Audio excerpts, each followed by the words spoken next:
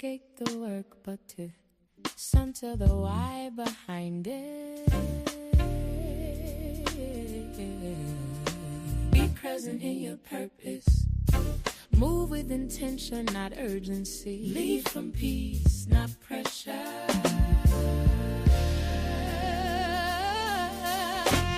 Mindfulness isn't slowing down the mission, it's sharpening it. Stay grounded, stay focused, stay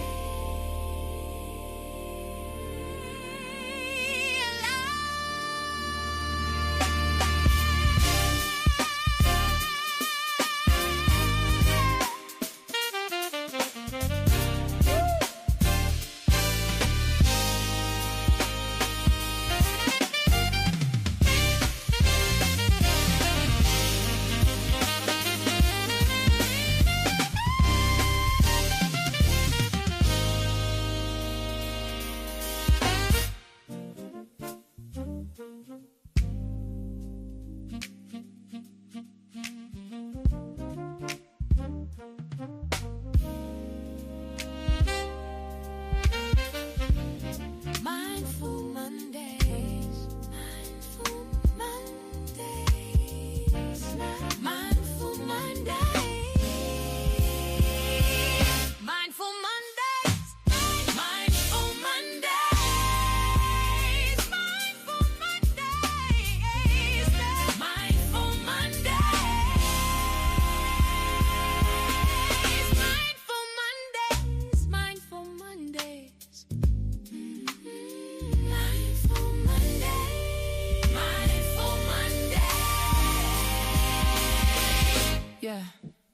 Mondays, Mindful Mondays, Mindful Mondays, Mindful Mondays. Take a breath today, Mindful Mondays, Mindful Mondays, Mindful Mondays, Mindful Mondays, yeah. Mindful Mondays, Mindful Mondays, Mindful Monday, Mindful Monday, Mindful Monday, Mindful Mondays. Take a breath today. Mindful Mondays, Mindful Mondays, Mindful Mondays, Mindful Mondays, Mindful Mondays. Take a breath today. Mindful Monday. Take a breath today. Take a breath today.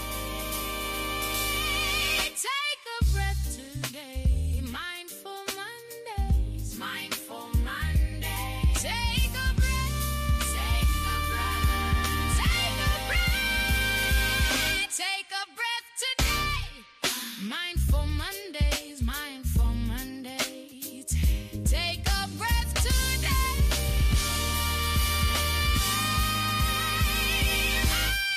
Take a breath today. Take a breath. Take a breath today. Take a breath today. Take a breath today.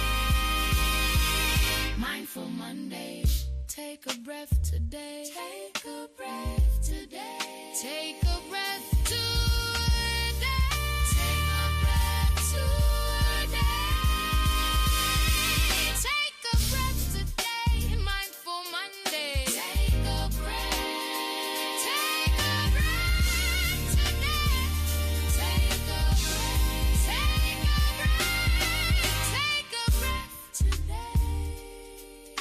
Take a breath today. Take a breath. Take a breath.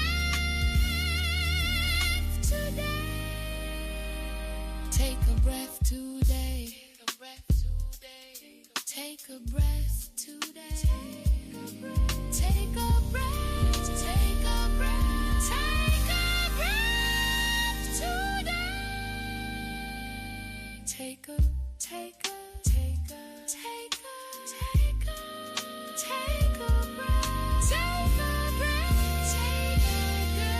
Take a breath. Take a breath today.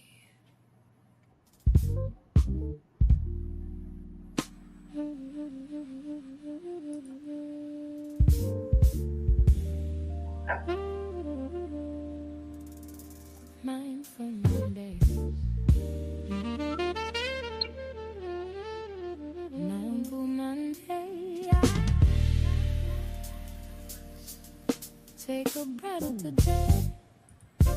Not to escape the work, but to center the why behind it. Be present in your purpose. Move with intention, not urgency. Lead from peace, not pressure.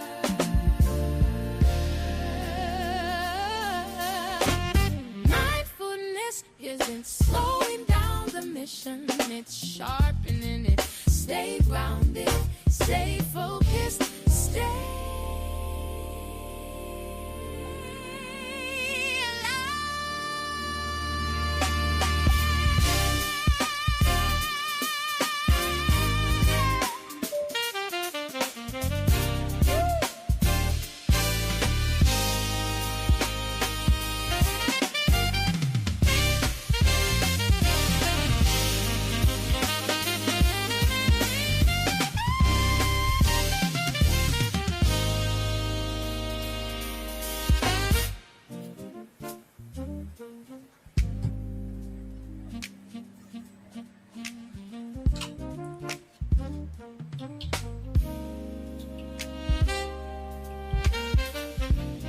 Mindful Mondays. Mindful Mondays. Mindful Mondays.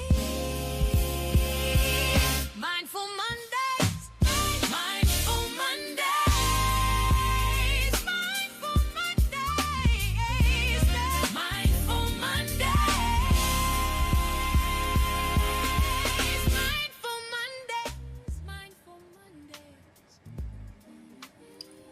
Once again, welcome to Mindful Mondays.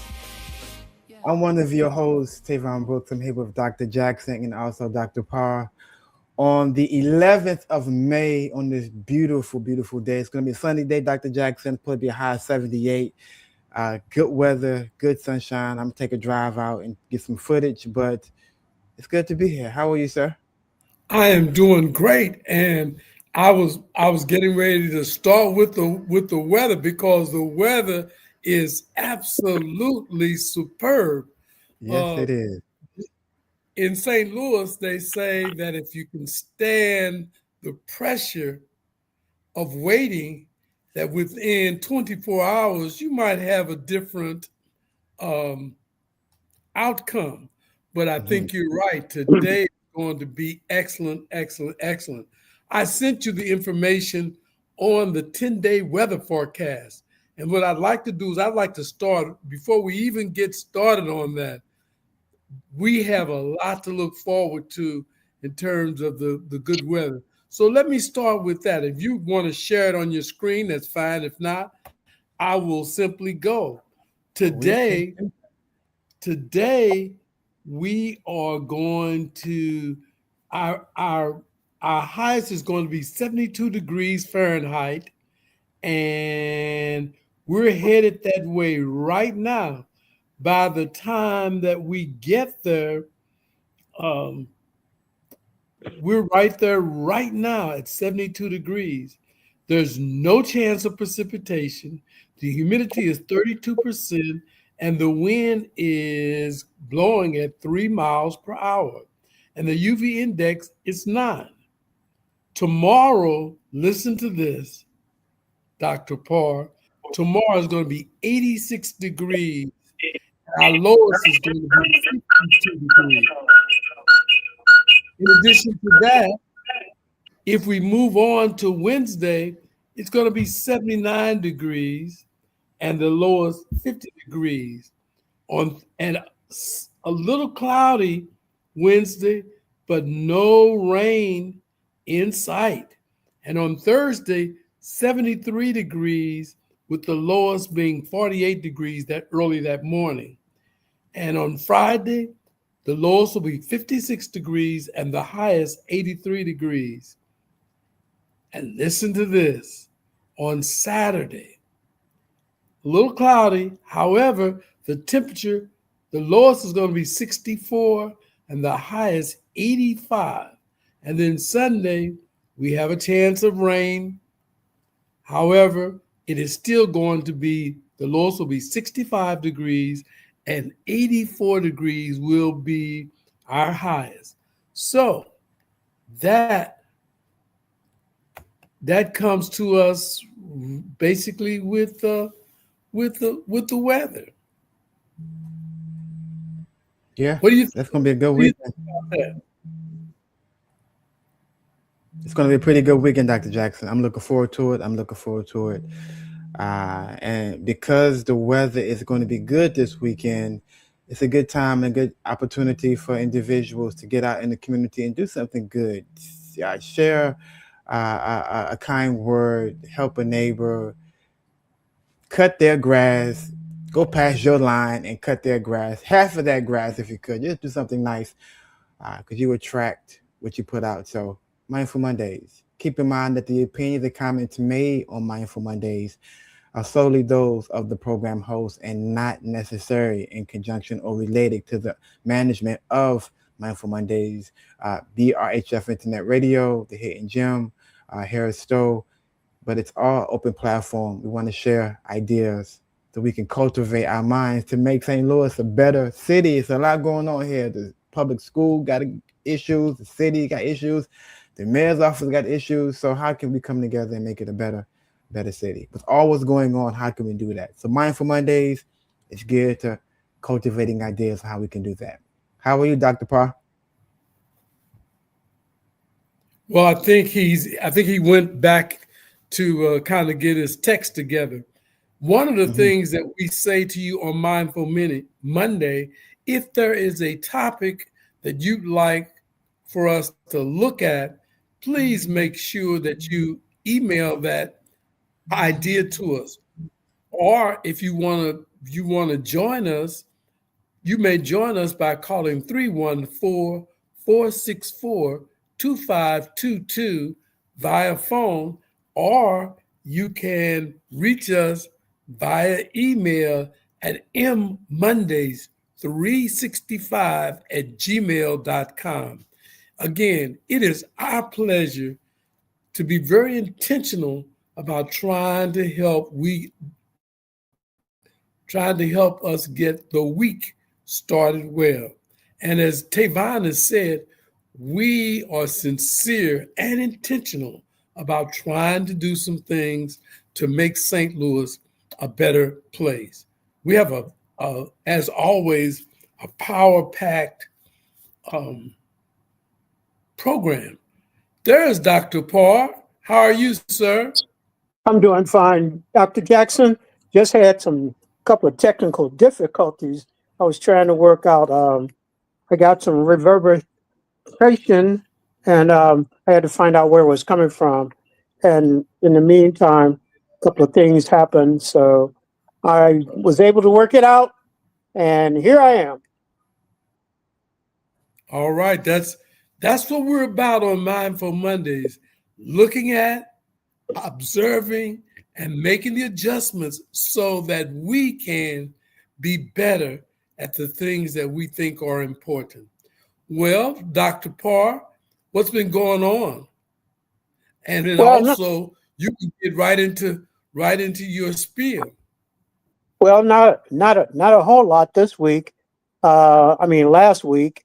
This coming week, it's going to be things like doctor's appointments and just kind of getting things done. And I do have to do a lot of some spring cleaning that needs to be done. So those are probably some of the things that I'll be working on. Um, as far as as far as myself is concerned, and of course, yesterday was one of the fantastic holidays in May, and that was Mother's Day. So I hope all of you got an opportunity to honor your mothers.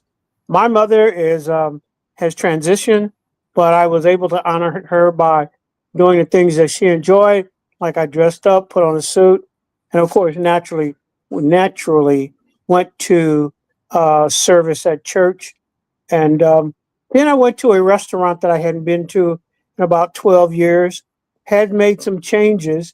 One of the changes that made was the fact that they have more African American servers.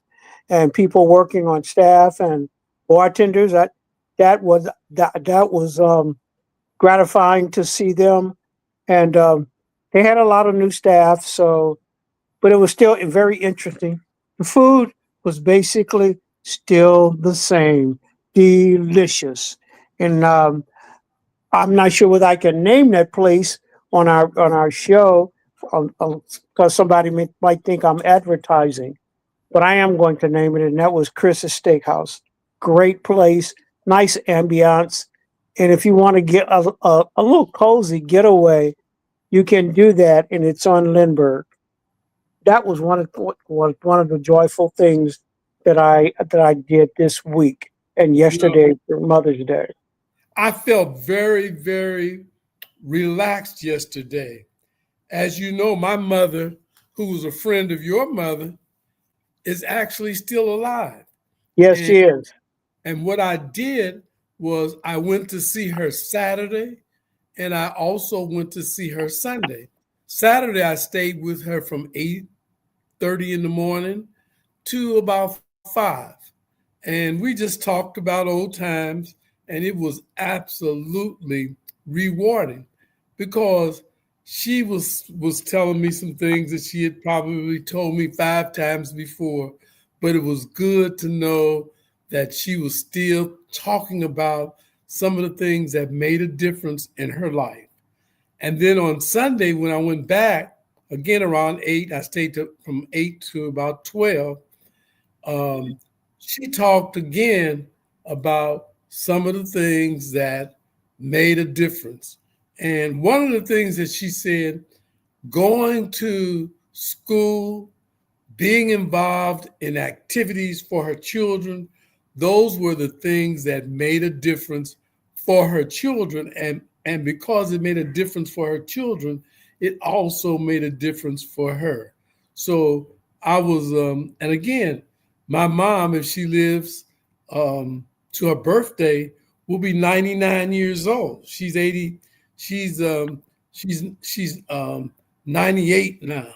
So I am blessed just to have her with me, just to have those um, conversations. And what about you, Tavon? Is your mom still um, living and walking around? Tell us about that. We can't hear you.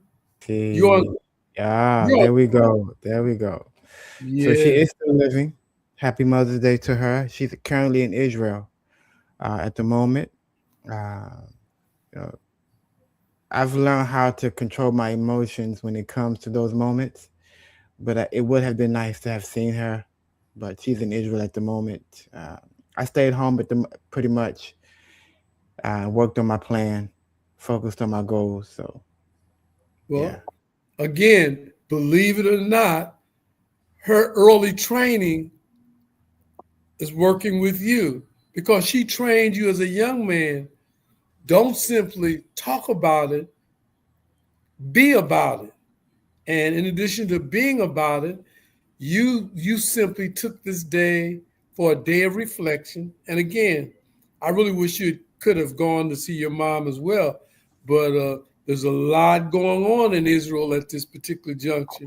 There's a lot going on in terms of the that region being involved in a war, and it's pretty difficult traveling. So we're glad that you stayed here. We're not glad that you did not see your Yes, mom. right. So, so one day we'll have it. One day we will talk about Israel and what's going on because it's not really what the media said. Now I'm not disagreeing. There is war going on. There is some bombs falling, but the way they, I would say, show it and explain it on social media and TV, it kind of can be explained. It is, she's there, she's working, she's safe. Uh, Something can happen any moment because it's hard to differentiate between if you don't really know the Israelis and the Arab. But uh, yeah, one day we'll talk about it.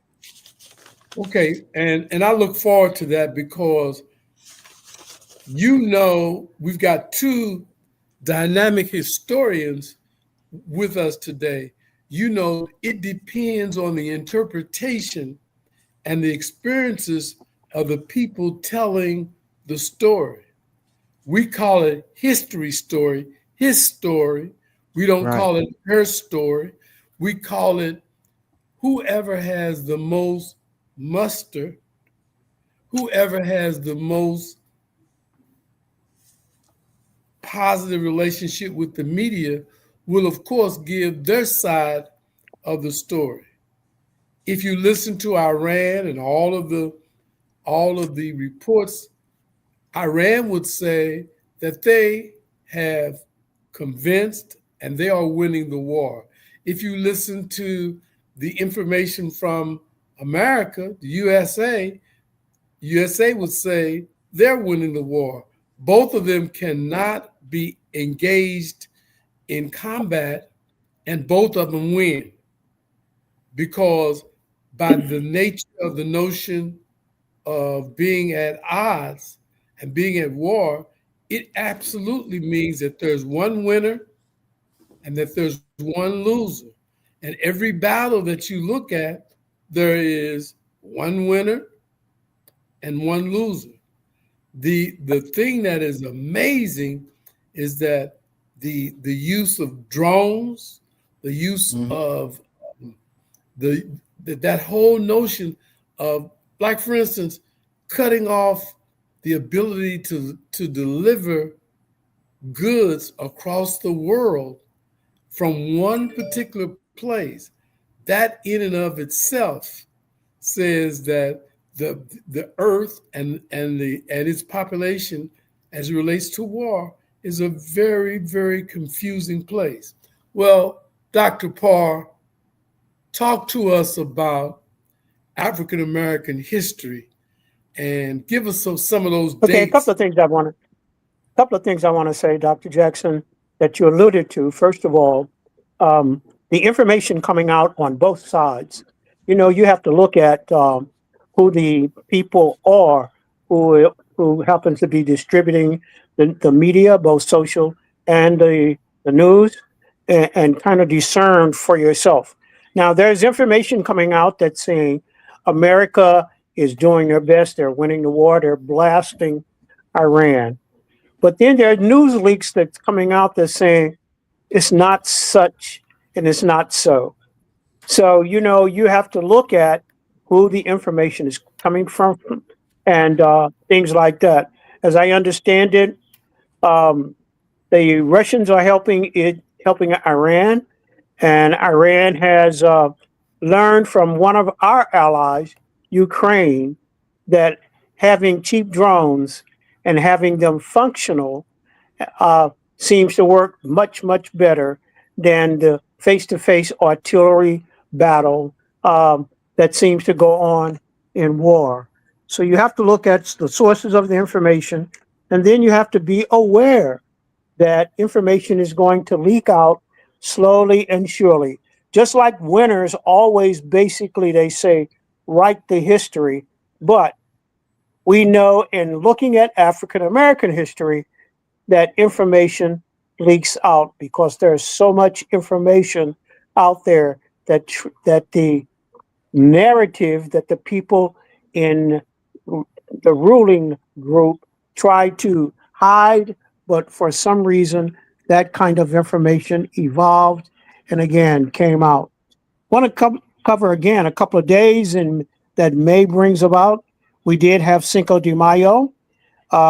Cinco de Mayo was basically a holiday that focused on Latin American and Mexican culture, and it was a day that the Mexicans in Mexico won a battle against the French. Although, believe it or not, it's not as widely celebrated in Mexico as it is in the United States. Okay, Thursday, May the 7th, was National Day of Prayer. And that's in our country. Everybody should have, I hope, had gone to say a prayer, especially about a prayer for ending this war. Saturday, May 16th, this coming Saturday, is Armed Forces Day, where we honor our armed forces.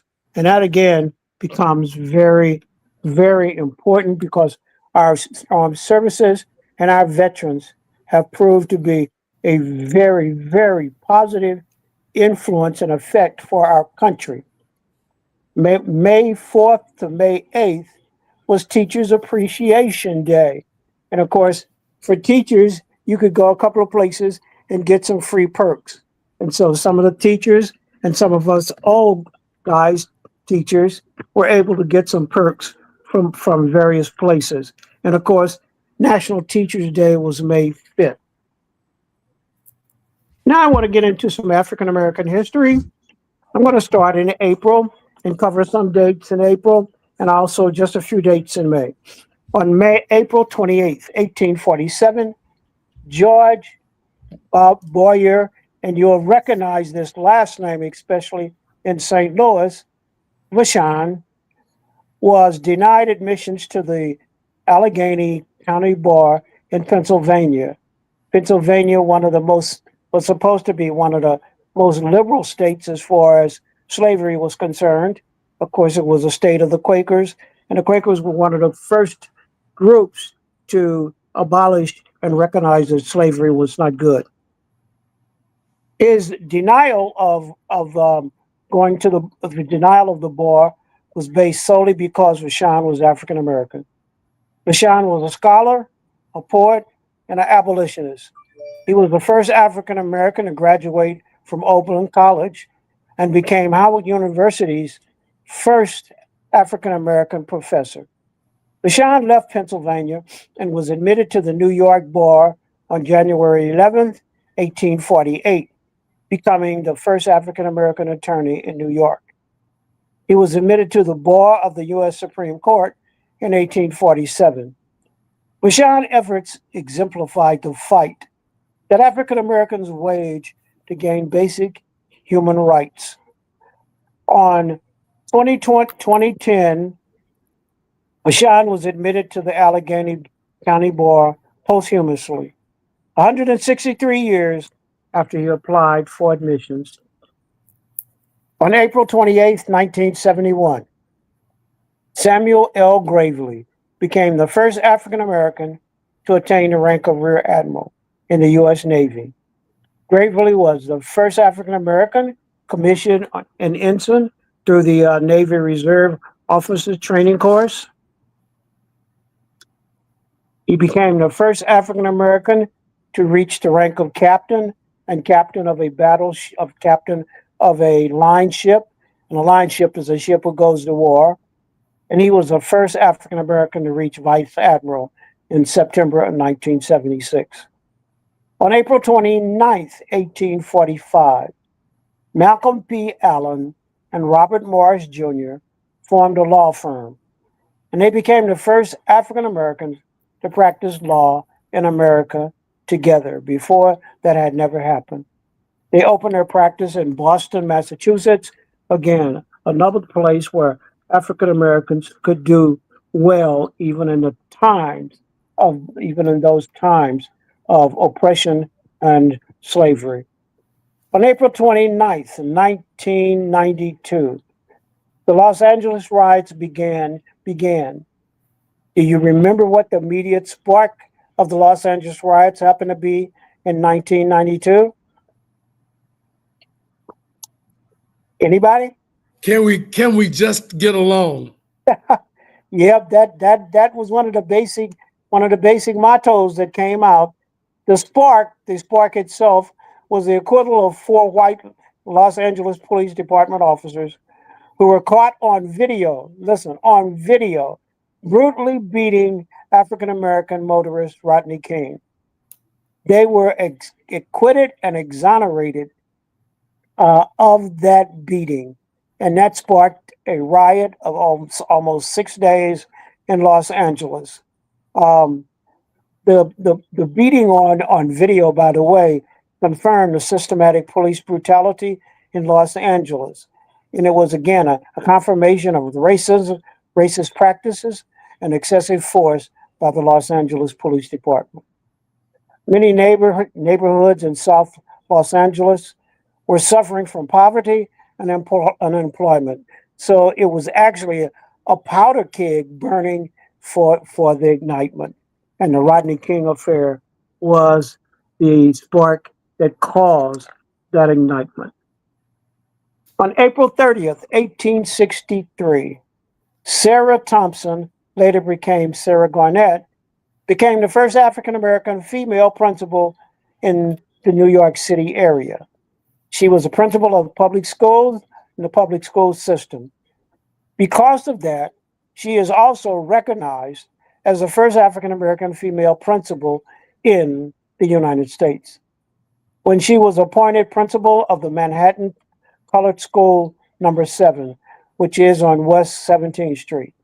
She served as principal at that school for 37 years. And as I understand, the students coming from that school thrived, and some of them went on to have very, very important and popular careers.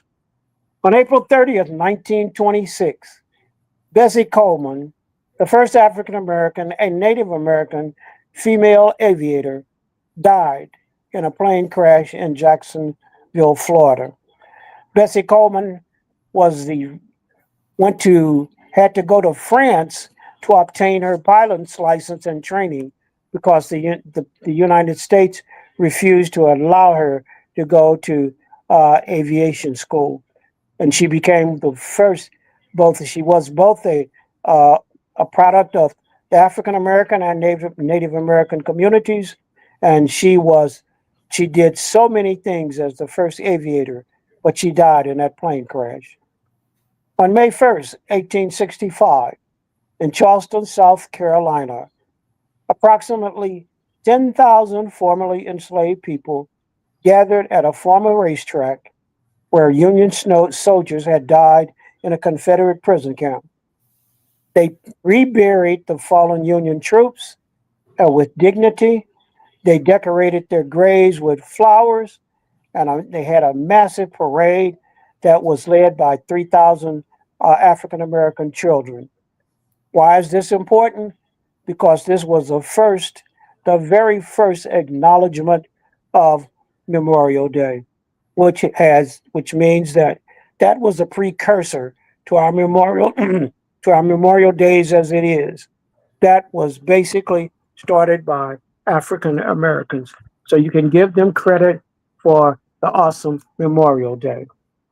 On May 1st, May 1st, 1950, Gwendolyn Brooks became the first African American to win a Pulitzer Prize for her book of poetry, Annie Allen.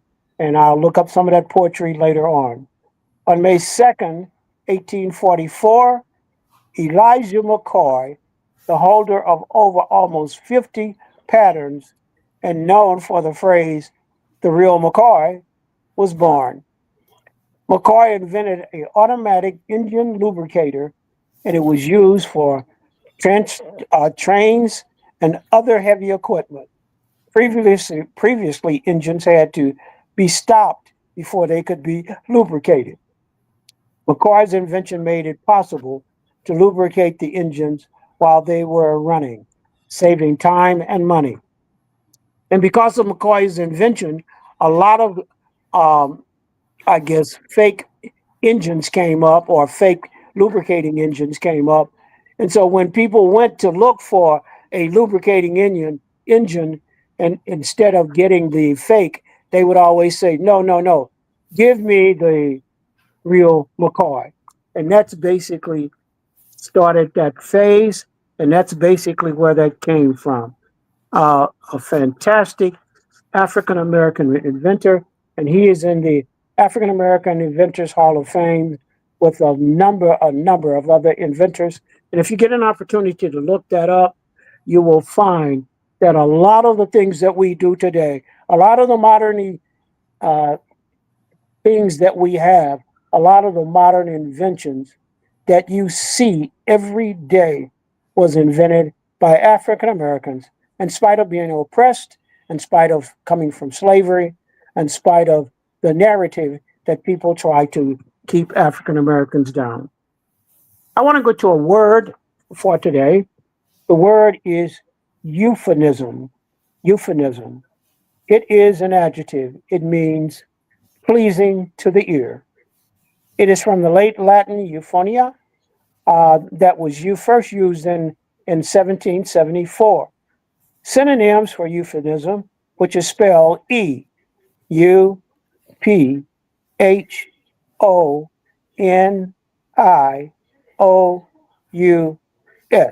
I'll repeat it.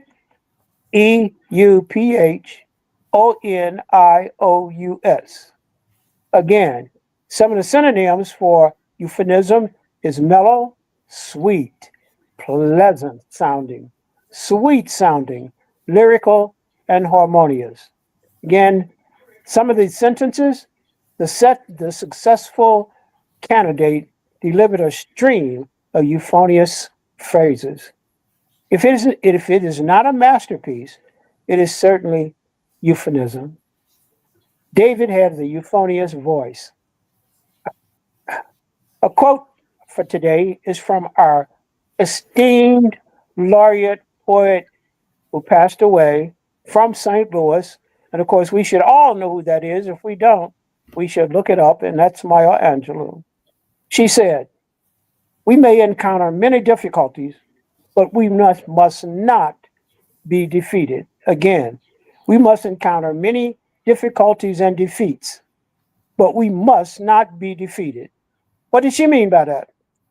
This is a call for resilience and inner strength. Resilience, one of our words that we had about a year ago. She makes a critical distinction between experiencing a setback and external defeat. We all experience setbacks of some kind. And again, allowing that setbacks do not define us or crush us. If we do, then that is basically defeat. Remember, failures or losses happen to be temporary, but they become final if you give up. The whole idea is make sure you don't give up. And our thought for today, you are always better than you think you are. Thank you very much, Dr. Jackson and Tavon. I really appreciate that. Well, Dr. thank Jackson. you, Dr. Parr. Do we want to, at this particular time, go right on to Dr. Norman Ross, or do you want to take a 2 or 3 minute break? Let's take a 2-minute break. So I want to make sure Dr. Norman Ross is good. So actually a 2-minute break good. will be fine.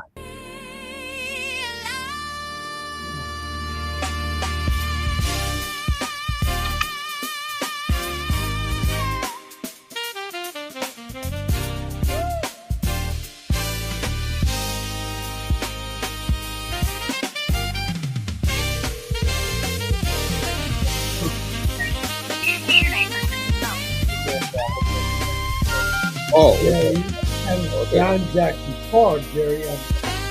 Oh, okay now.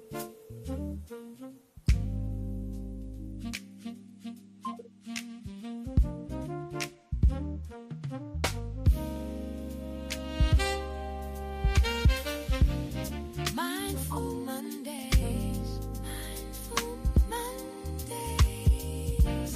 Mindful Mondays.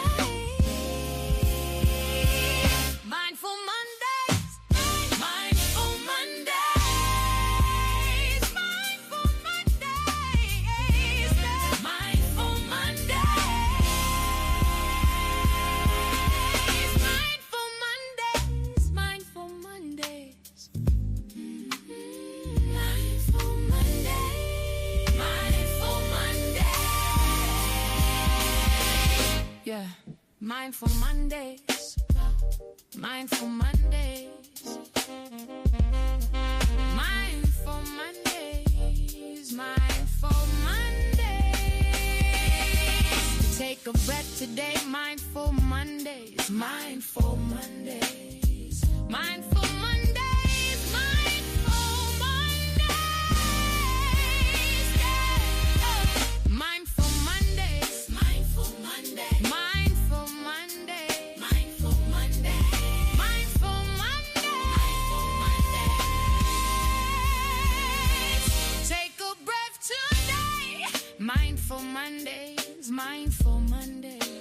Once again, Mindful Mondays, Mindful Mondays. Keep in mind that the opinions and comments made on Mindful Monday are solely those of the program host.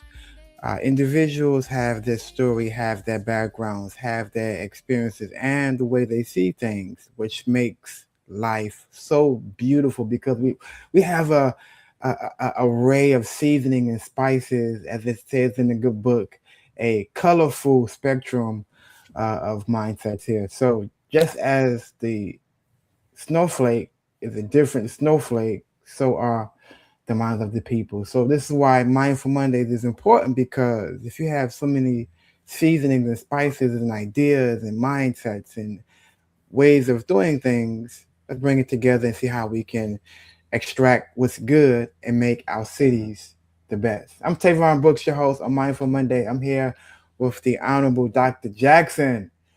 He put this together and he's sitting in the back all laid back and cool, but believe it or not, he knows everything is under control. We get better and better every session.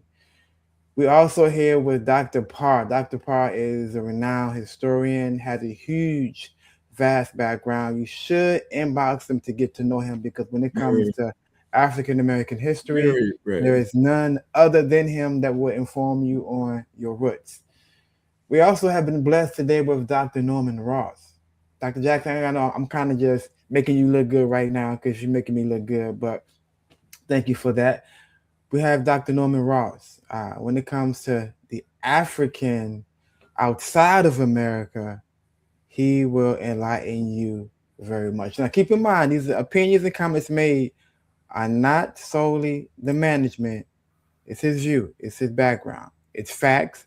You have to do your homework to make sure it's facts.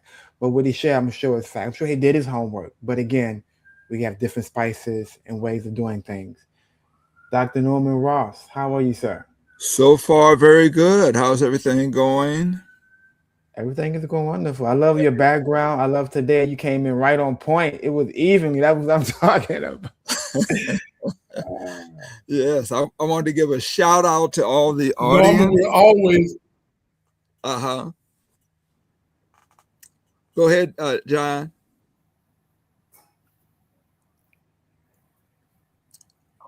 Tavon? No, I was just saying it's always good to hear you. Mm-hmm. It's always good to hear you, because just as you and both Dr. Parr say, where you're going unless you know where you've been. And so both of you take that perspective, and it is just absolutely mind-boggling. But again, it's your time, and we're not going to mess with your time because we're interested in ancient African history. Okay. And I want to start, John, where we left off last week. That was with King Pepe the First. And now we're toward the end of the last dynasty of the Old Kingdom period. If you recall, the Old Kingdom period was a 505-year golden age. It's what historians call the Pyramid Golden Age, where all the major, the largest, and the most, I would say, quality pyramids were built. And then the pinnacle of this period is the Great Pyramid, which was built by King Khufu during the Fourth Dynasty. Now we're way down here in the Sixth Dynasty, toward the end of the Sixth Dynasty, and we left out last week with King Pepe the First. King Pepe the First ruled for about 50 years. His throne name, because the kings of ancient Kemet had 5 names. One was a birth name, they had a throne name, and there was what is called a Heru name. And this is the god Heru. The Greeks called the god Heru Horus, but we're using the name from the Medunetta, which the Greeks called hieroglyphics. We're using the original Kemetic name, Heru. So the Heru name, and then there were two other names, but there were 5 names that the king had, kings of Kemet had. And we want to understand that during this period of the rulership of King Pepi I, the nobles of the land of Kemet began to build fine tombs for themselves, and they began coming into rising influence and wealth under King Pepi I.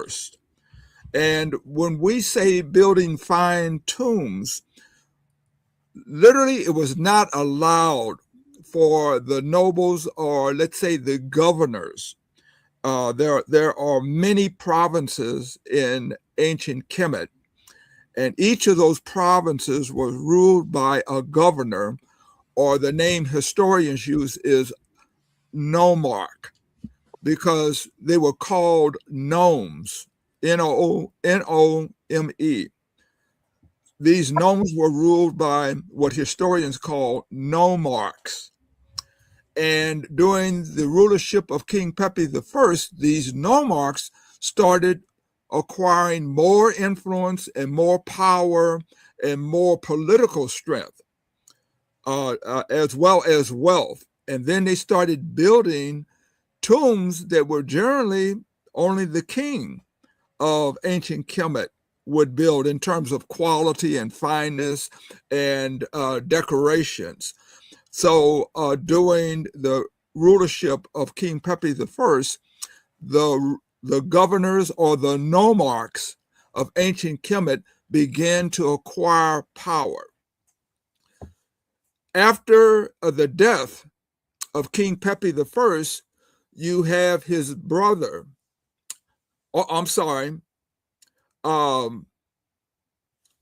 you have literally his son, Mer-en-Re.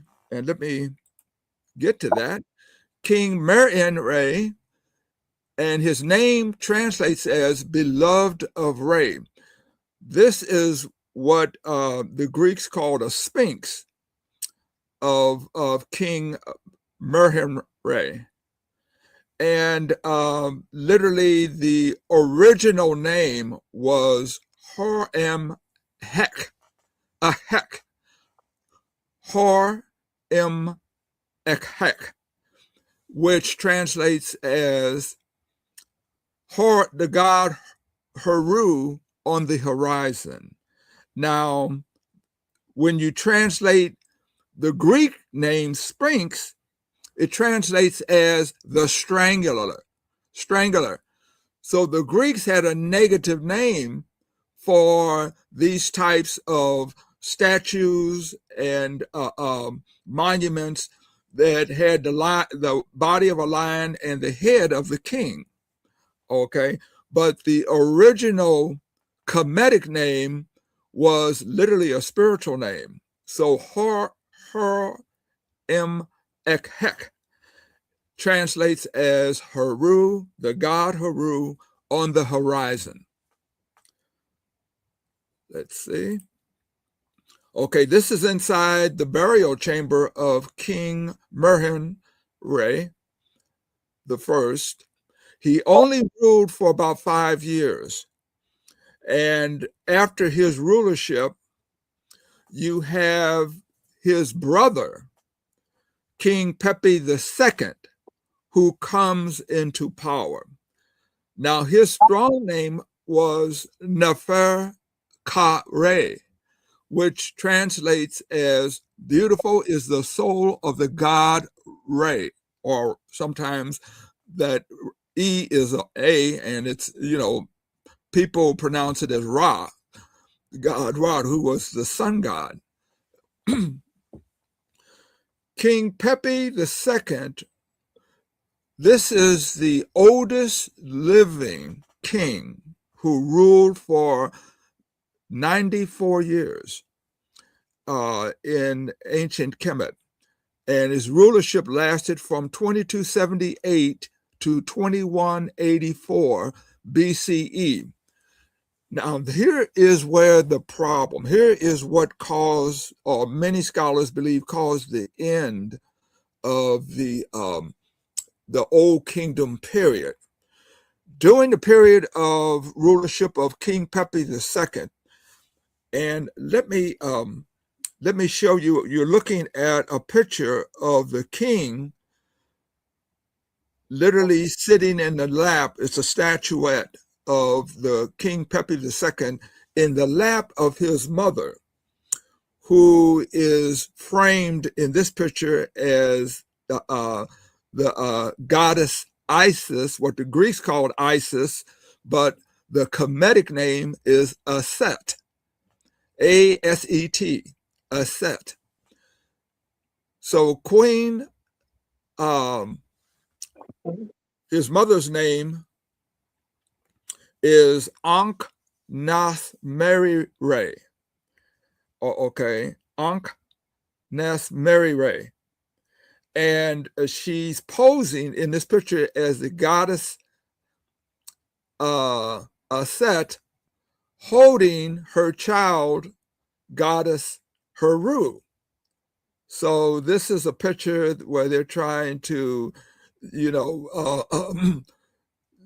literally state that Queen Ankh Nath Mary Ray is literally in the image of the goddess.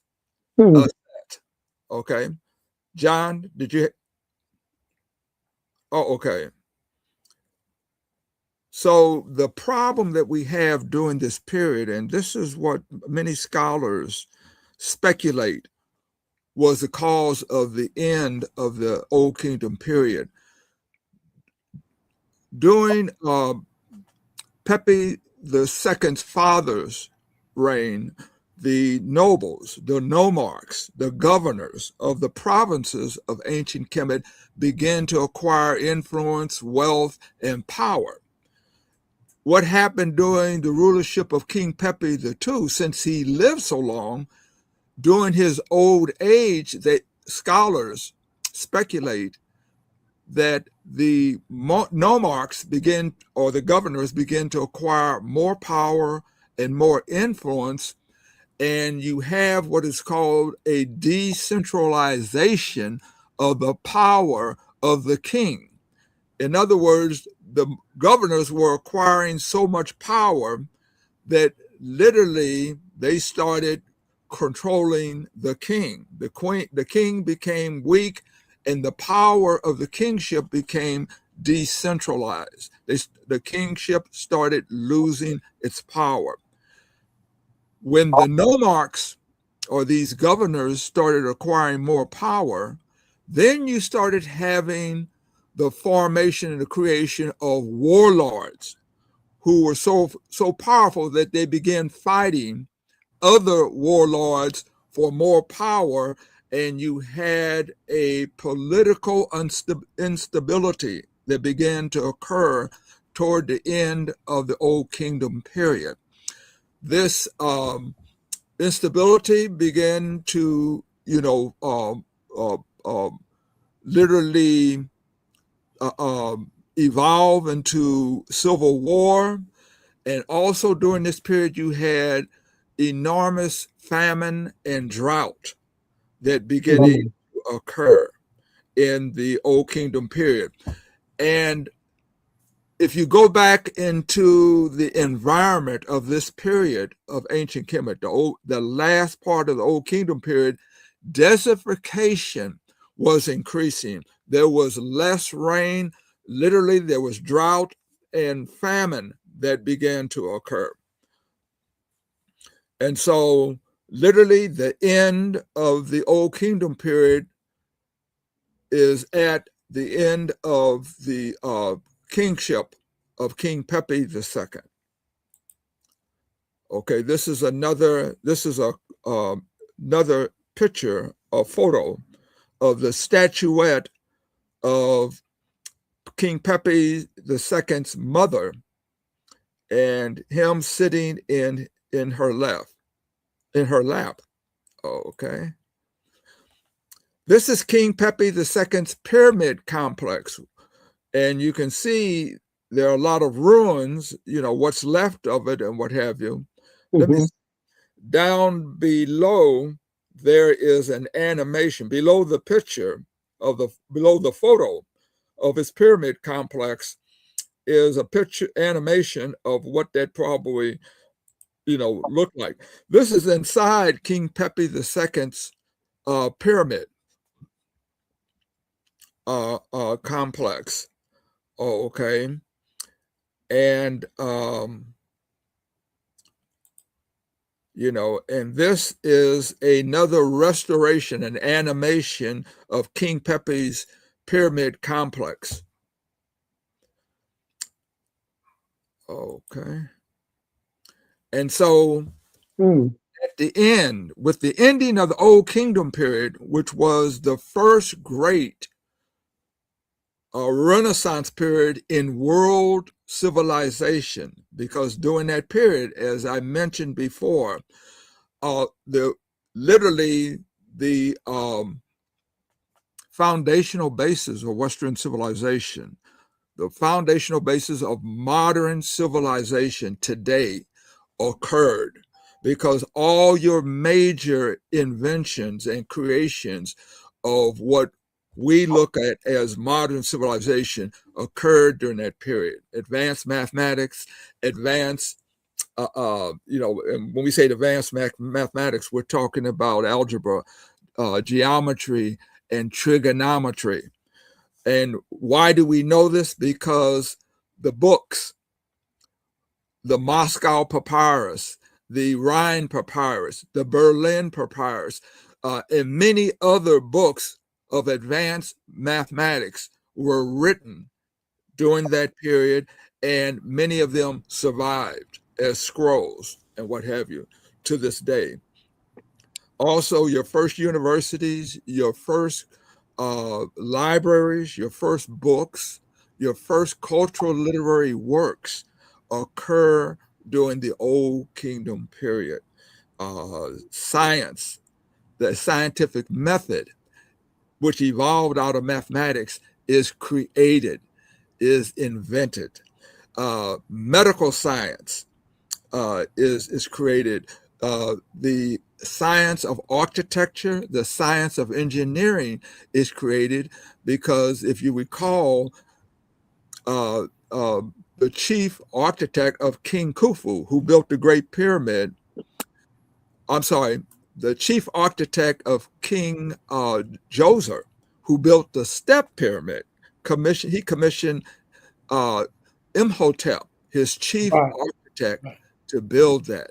And so literally the science of architecture, the science of engineering is literally, created, invented, and Imhotep becomes the father of architecture and engineering.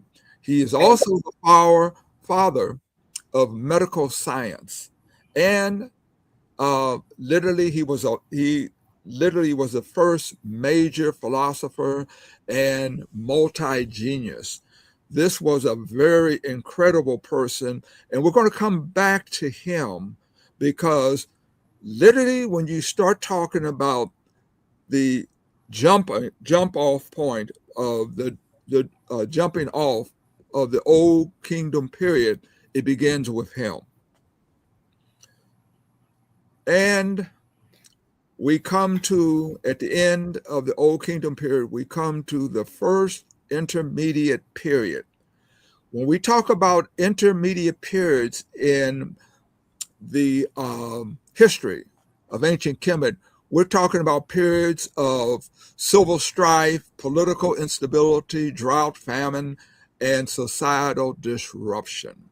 We're talking about periods of chaos where literally nothing is invented or created. There were three major intermediate periods, and each of those intermediate periods followed a golden age. The Old Kingdom golden age, the Middle Kingdom golden age, the literally the New Kingdom golden age. And then the fourth golden age is when the Cushites from ancient Cush, which we call the Nubians, literally invaded ancient Kemet and then merged ancient Kemet and the kingdom of Cush into the 25th dynasty of ancient Kemet.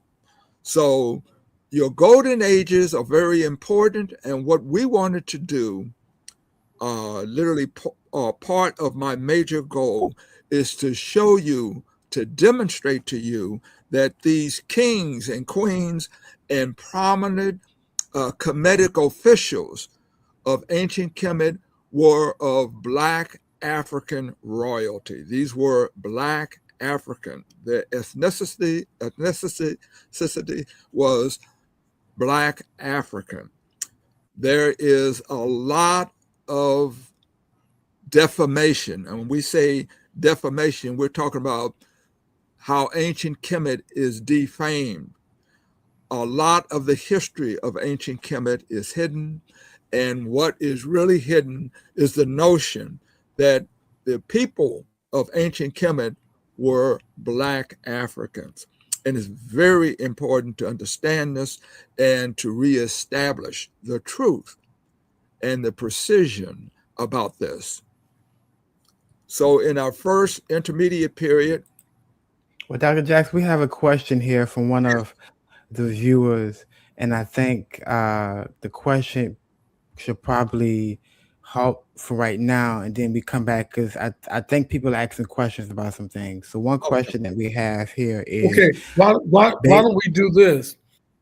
Why don't we pick up with Dr. Ross next week, and he can tell us, we can start off the session with any questions that our audience or persons in our audiences may have, and then that will give him an opportunity to respond to those questions, and it'll get us started back on the first intermediate period that he's talked about.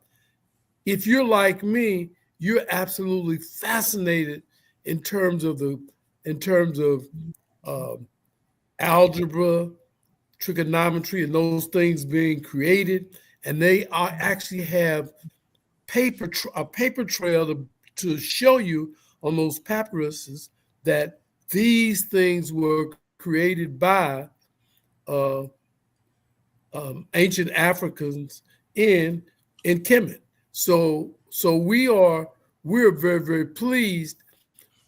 If there are any other persons out there that have questions that they'd like to ask Dr. Ross, Dave Parr, or any of our presenters, please send those in, and you can email those questions to mmonday365@gmail.com, and we will take those questions first and then begin the I know you have a pace that you want to carry us through, Norman, but I want to try to stop at this point so that we can make sure that those questions that are there, we can respond.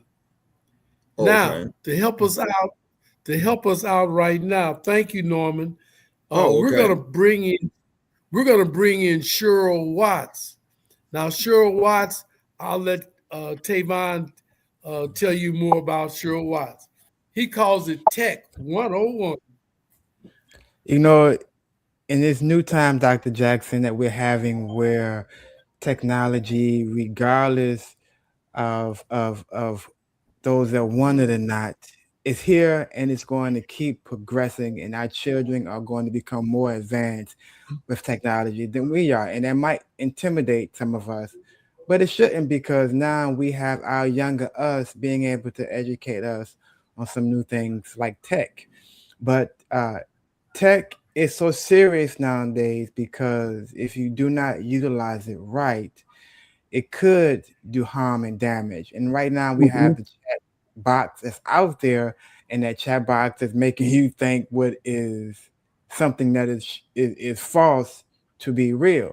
It's hard to tell, hard to differentiate. But I'm not going to get into all of that tech right now. I'm going to bring on the pro who knows about tech more than we do. Miss Watts, how are you?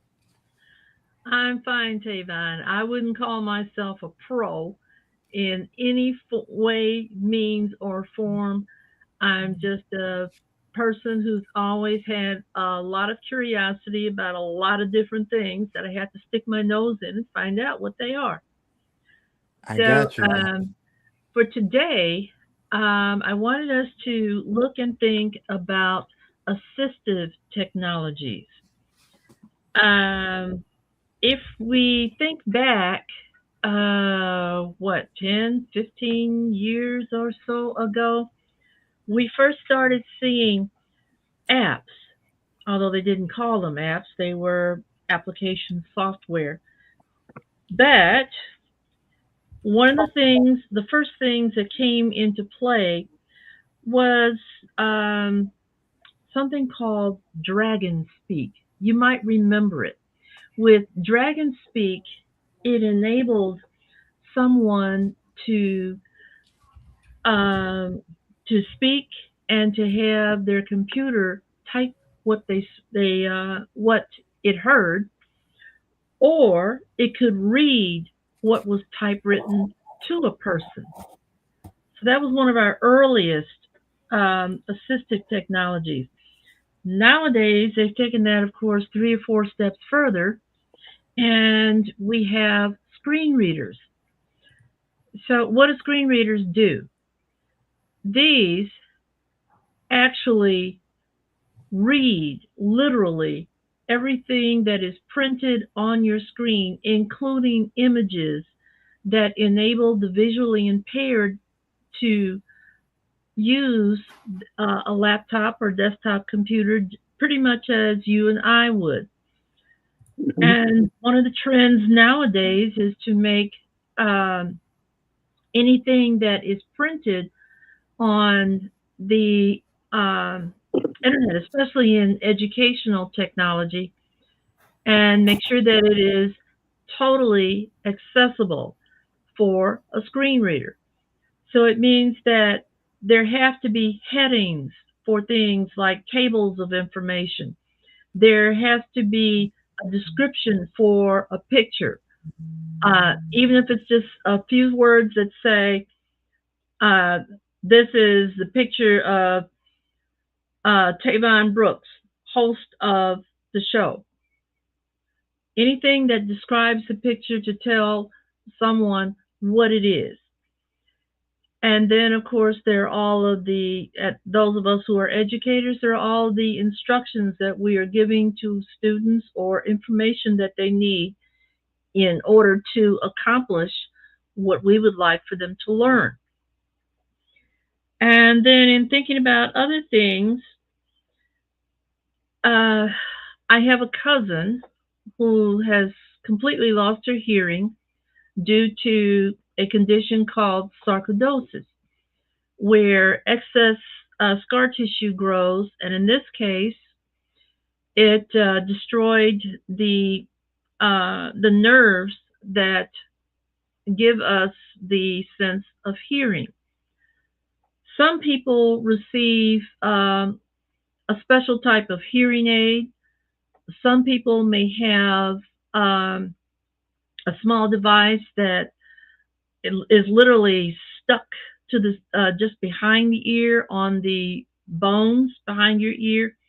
In her case, they are actual implants that are attached through the skull and enable her to hear like you would using a regular hearing aid.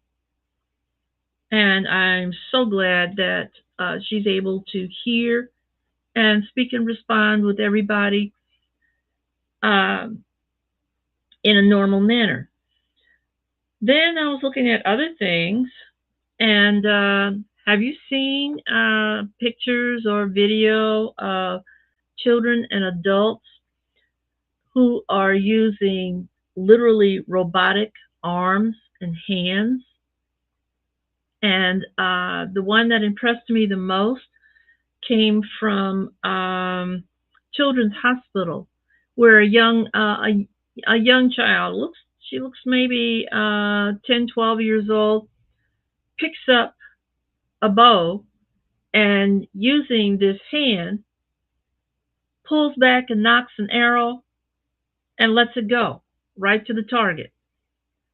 Not so very long ago, that ability did not exist. A lot of you know that I am an avid golfer. Do you know that they have adapted golf carts for people with mobility issues so that instead of getting out of the cart and trying to go over to the ball, the cart takes them to the ball and they may use an extended length of club, but they play the game just about as well as anybody else can. But this cart simply takes them to wherever they need to go. Of course, there are a few shots that you can't do on those adaptive carts. But I have been in touch with some persons who let me know that there are actual tournaments where um, people with disabilities using these assisted technologies with these carts and even other devices. I remember a couple of weeks ago, I talked about my little goodie bag that I use for golf with a little device that I clip on my hat, and it tells me how far away I am from the green. Well, all of those technologies are also at their use. They're also using laser viewfinders. There are carts that already have those laser devices built into them and they talk to you. And last thing I saw, which amused me, but it actually works for some people, there is a special golf ball that talks to you, and people can hit these and they are completely visually impaired. I think that is some of the coolest stuff to do to help people keep enjoying the things that they like to do. And in the meantime, every day something new is being invented, it's being tested, and it's being put out there on the market for people to make use of them in their lives. So that's our thing today is assistive technologies that help people to do the things that you and I ordinarily do and don't even think about. Hmm. Like I said, we're not going to get away from technology. It is coming, it is here, and we need to adapt to it. We need to embrace it as if it's already like it's here yes a year ago because it's been here. So you can't be afraid of it. Doctor, Miss Watts, I'm gonna call you. I call everybody here doctor because I feel like I'm a part of a doctor squad. You know, I'm the least educated one here, and I'm loving it because I'm surrounded by all these educated people pour into me. Man, such a beautiful day from the American history to African history to technology. Dr. Jackson, you have a plan. I see it's working. Well, let me ask Cheryl a question for next time. She talked about it earlier and made me want to dig a little deeper. How do we handle literacy, school in the age of AI? Because it has changed the landscape. And Mhm. I don't want you to respond to it now, but I'd like for you to think about it because two people called me and said, well, is it fair to let young people use AI or chat? Is it fair for test schools to utilize this as part of their instructional modality? And so I'm asking this question so that next week you can tell me where are we headed in terms of education with AI. And I know that we've got a lot going on today. We still have Dr. Lewis C. Cross III, who's going to do something and talk to us about good health. Also, a guest sitting in is Jason P. Torrey. He's a neuroscientist, and he can. I've asked him if he could talk to us about how we use our brain, and it goes all the way back to the same question with with uh, with Cheryl. Young people are getting on computers earlier and earlier and earlier, and where are we headed with all of this technology, and how much can the brain absorb? So we got two or three different things that we can talk about today. Dr. Hey, Cross, John. we want to make Hey, John. yes, I have an emergency. I'm going to yes. have to leave the panel, but I have a quick question to ask Cheryl. Cheryl, I have an old tablet, about 10 years old. Is it worth getting it repaired? 10 years old. Yes. Um, I would personally no. I thought you were going to say that. I have some pictures on there that I want off. That's the only reason I probably would get it repaired. But you answered my question. I'm sorry. I apologize No. to you. There's Yeah. a way around that, Dave. If you take it to a good repair service, they should be able to pull your Pull your pictures pictures off off. for you Yeah. from I whatever memory you have in there. And then you can recycle it or whatever you want to do with it. But if it's 10 years old, I wouldn't keep it. But I would let somebody else professionally remove my contents okay. and buy myself a new tablet. Okay, thank you very much. I apologize again. I just had an emergency and I'm going to have to leave the panel.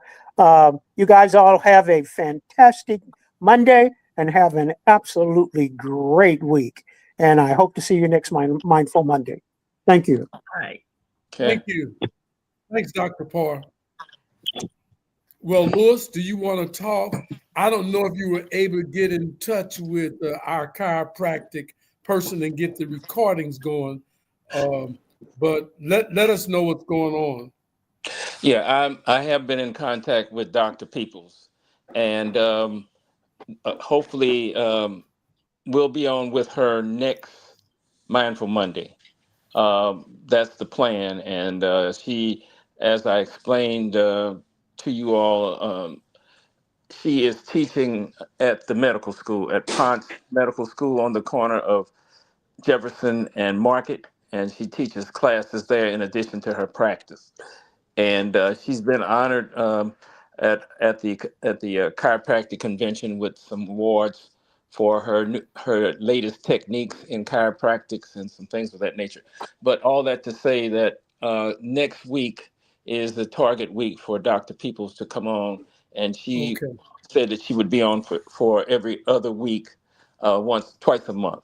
So that's basically where I am with that. And with Dr. Parr leaving, and that's all I have today. So I don't know. I'll just defer it back to you, Dr. Jackson. Okay. I want to thank you for getting us up to date.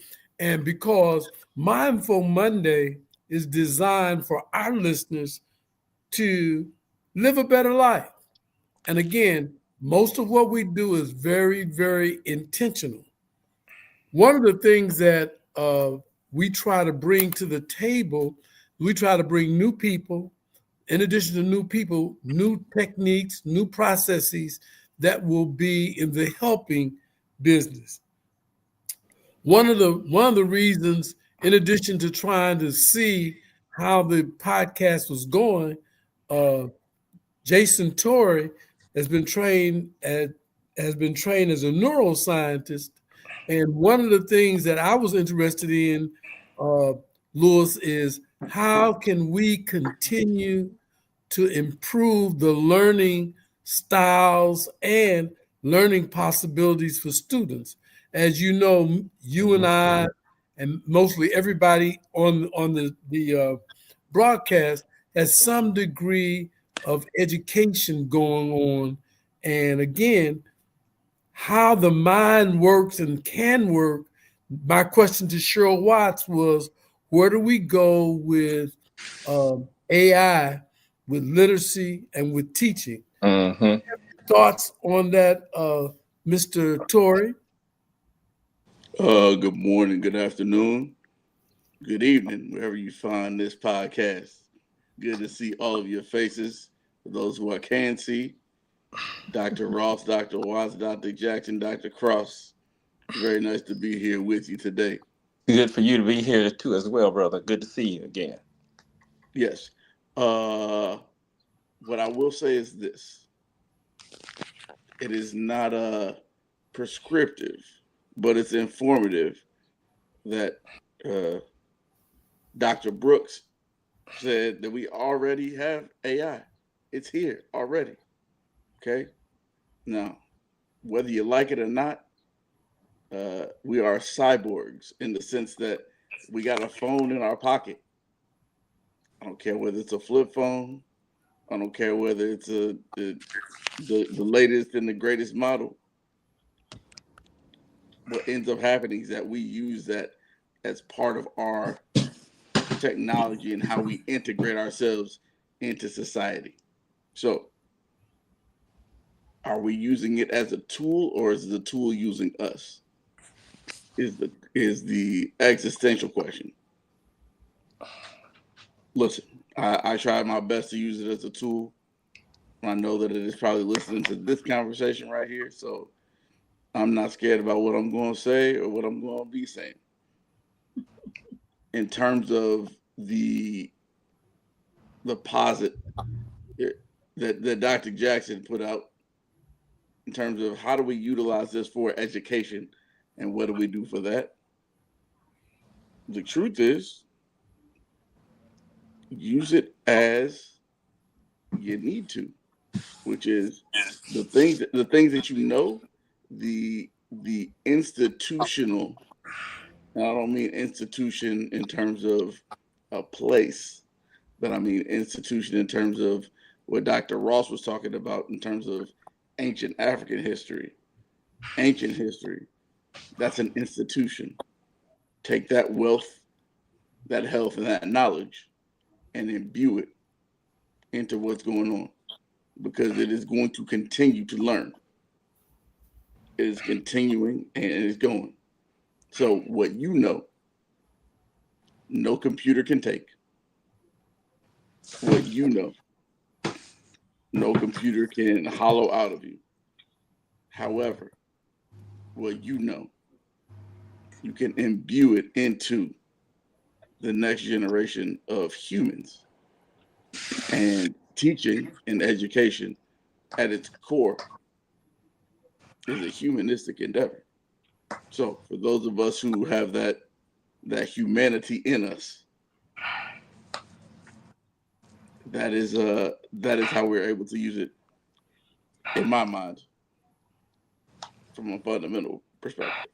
Now, I do want to make I do want to take an aside and say there's a difference between the mind and the brain, because the mind is how we construct it.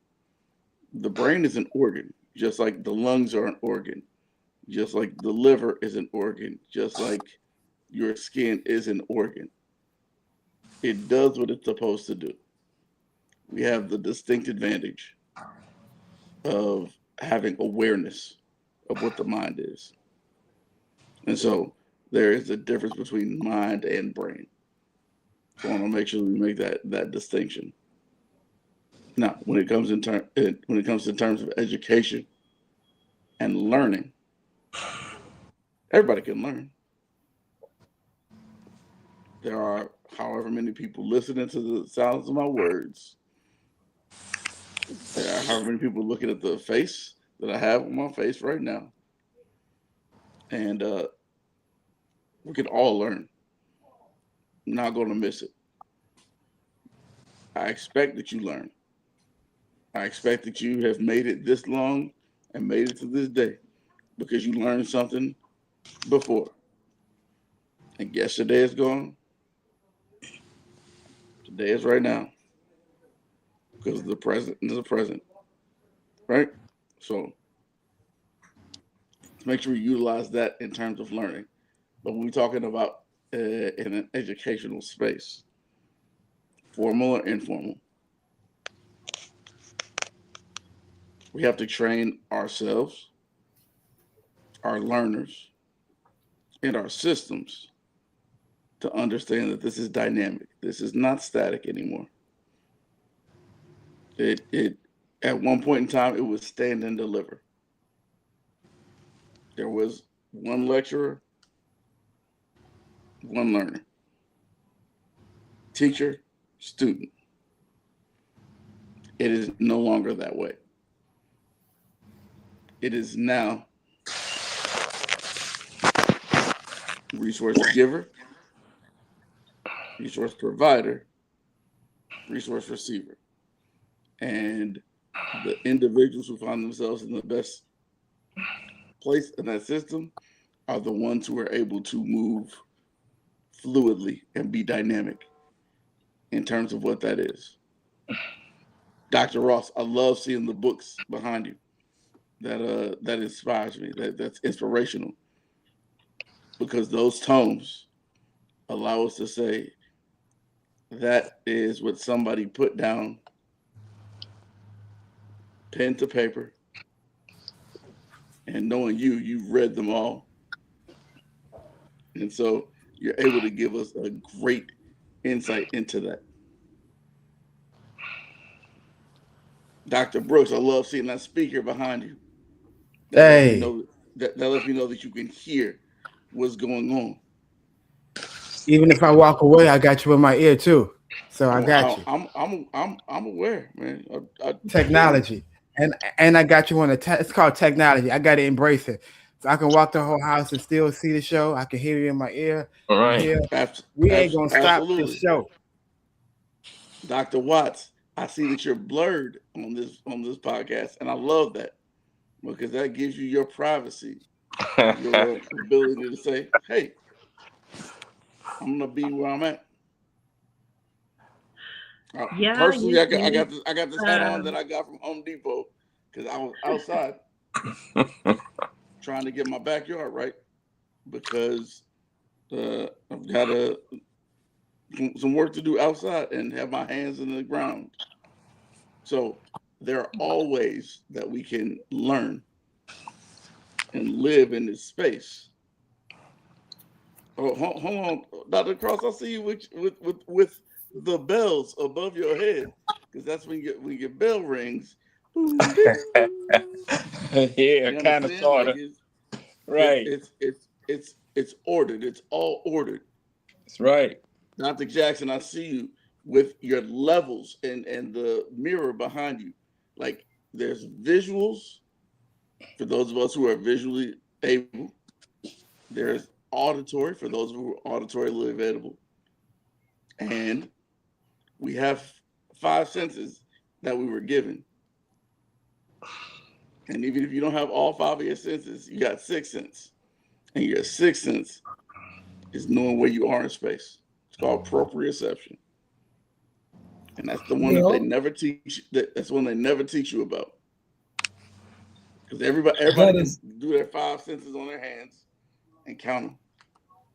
But proprioception, the fact that we got gravity, that we're grounded, that we know where we are in space, is the 6th sense that most people don't talk about. So, correct.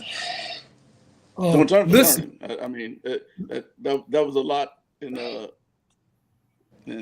too many words, but I hope that came through properly. Yes, it did. Well, let me say this. I always appreciate you.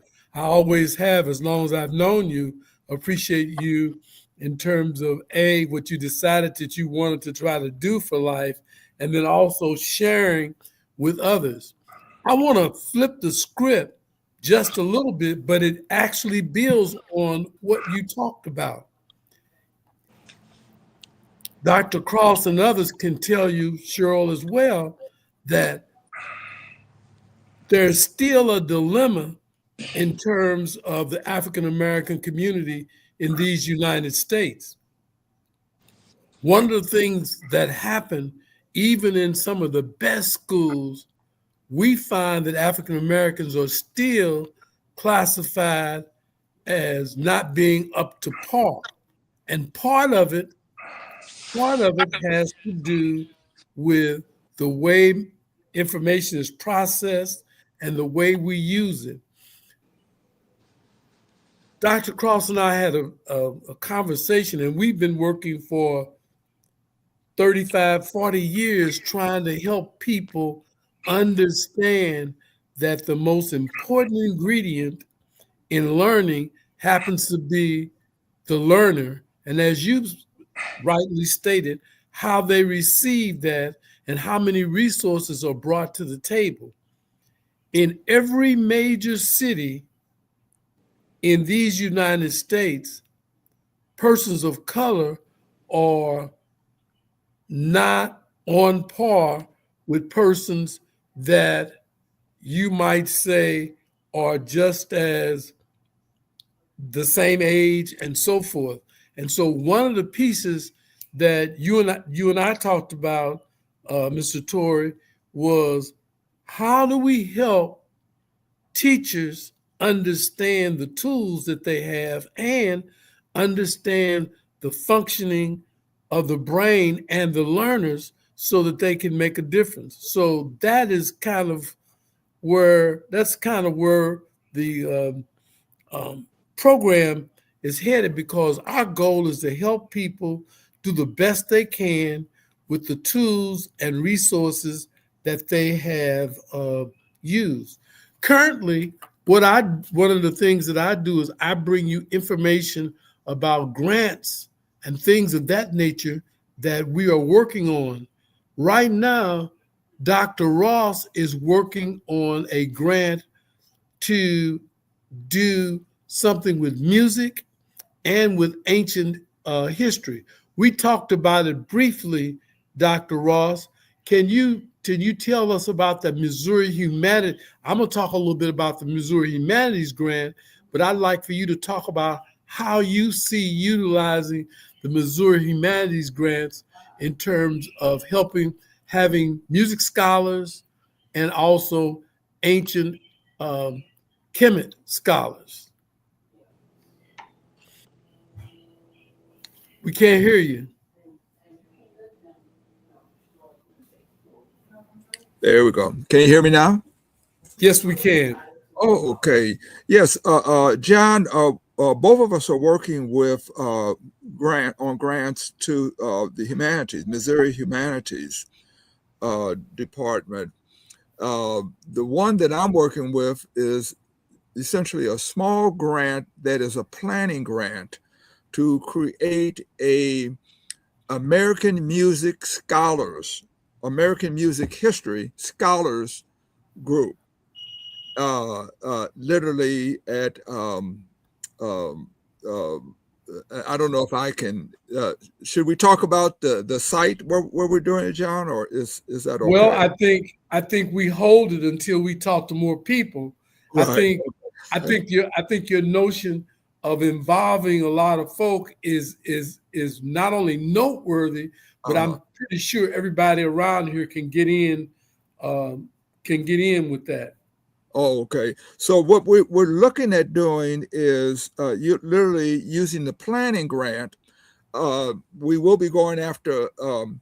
I will be looking at other matching grants as well from the Midtown Cultural Arts District, as well as other funding sources. But the planning grant will allow us to create a what we want to call an American uh, uh, music history scholars group, a group of scholars that, let's say, are going to study all of the genres and all the major genres and idioms of African American music. So, one of the issues that we have today is that our young people literally there hasn't been a situation in their curriculum at schools where they've been allowed to experience the spiritual, the experience of listening to African American spirituals, listening to African American blues, listening to literally African American gospel, rhythm and blues, rock and roll, literally the history of these genres, the history of hip hop, and the literally the history of the quiet storm, your smooth African American ballads, what we know as soul music and what have you. What is the history of the quiet storm on the radios? So literally, we have curriculums, video curriculums of not only all the historical documentaries on each of these genres, each of these idioms of music, but we have a playlist where literally our young people can have the experience of going through and listening to our early spirituals, Paul Robeson, literally all the other, the original, the Fisk choir, which does a lot of the spirituals and other Spelman College's choir. They can actually listen to the history of these, genres of music and literally have a feel of that. The second scholars group that we want to create is an ancient African history scholars group. We have online, well, literally in this program, we will have online curriculums of ancient African history, starting from literally pre-dynastic and prehistoric history of ancient Kemet, before ancient Kemet existed, and all the way down to the death of Cleopatra. So there we go through all the 31 dynasties of ancient Kemet. And it's very extensive. And there are many videos in that curriculum. But if if a scholar completes that curriculum, they will get an Imhotep certificate of achievement. And from that, the curriculum is designed so after they get their certificate, they can become a coach, go back to their church, get a small group of people, go back to their community organization, their neighborhood, or their family, get a small group of scholars together, or people who want to be scholars, and then take them through the same curriculum using the website that we have, take the same, go through the same curriculum that they went through. Now, what this does is literally if Coach Ross takes 10 people through that curriculum and they all get a certificate, and then they take 10 people through the curriculum, and then they take those hundreds of people, scholars, take people through the curriculum, eventually we're going to reach most of the African American community. And so this program is designed to rapidly spread historic information on the history of the African American experience and the history of ancient African history. Okay. Does that, John, did I cover that, or am I missing something? Oh, you covered it very well. And I'm glad that you covered it on this set, because Cheryl Watts is a member of the Legend Singers. And Cheryl can tell you more about the Legend Singers, but the Legend Singers, I would like for them to be a partner with this planning grant with you, because they are really into making sure that classical Black music is known about. Also, Mr. Torrey is also a musician. So I wanted them to get an opportunity to hear what you're proposing. Cheryl, do you think this is a noteworthy endeavor? Yes, it is, John. And I was holding my peace until Dr. Ross finished speaking. As the treasurer and grants manager and administrator for the Legend Singers Choral Ensemble, I can tell you that this is our 85th season of continual performance, and in upholding the mission given to the organization by Dr. Kenneth Brown Billups in 1940. Our mission is to perform and preserve the spiritual, to perform and preserve the peculiar performance techniques that are required for African American music, and to preserve and perform the works of African Americans and those who have been influenced by African Americans. As a result, we not only specialize in singing the spiritual, we are not a gospel group, but we sing everything under the rainbow that has been written by Black arrangers and composers, from everything from classical music such as Hiawatha's Wedding Feast, all the way through early hip hop. And of course, we sing the traditional spirituals, anthems, and ever so much more. We are known as the group to come and sing Ellington for you. So I think we could really assist you with what we do, because we have an annual festival of African American spirituals that we do in February, where we invite adults to attend a 2 day, not really 2 day, but 2 half days of clinics and learn from a clinician, then have a public performance.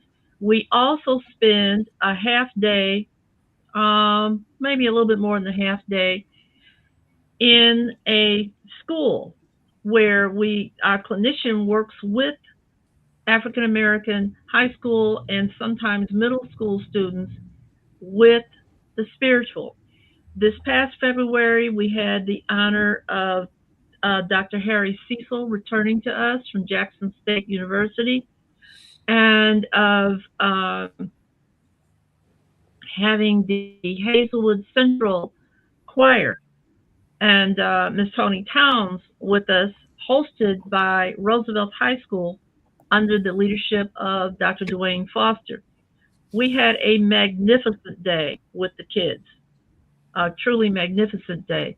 And they left not only having learned more about the spirituals that Miss Towns is having them sing, but understanding what they're singing, why they're singing it, and why they are singing it the way that they are singing it.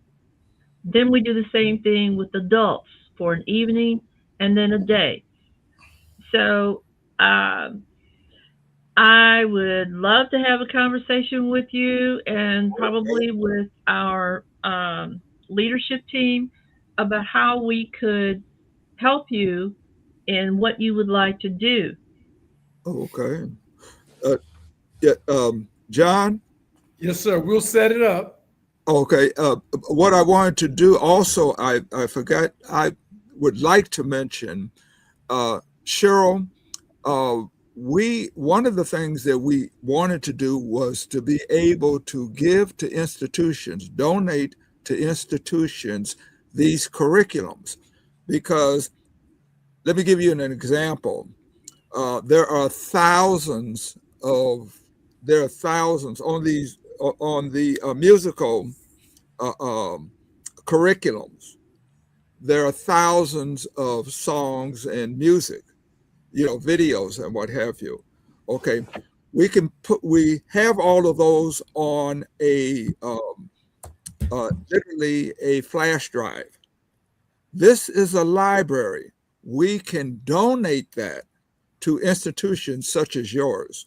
And literally, you would have that as a library that you could utilize in what you're doing with, with the spirituals, as well as use the flash drive as curriculums and what have you, to enhance your teaching and what have you. With the ancient African history, there are hundreds of literally documentaries, video documentaries that are on a flash drive that we will donate to schools and to institutions and to groups that can use those to literally enhance their, their curriculums and enhance the students that the learning of the students that they're working with.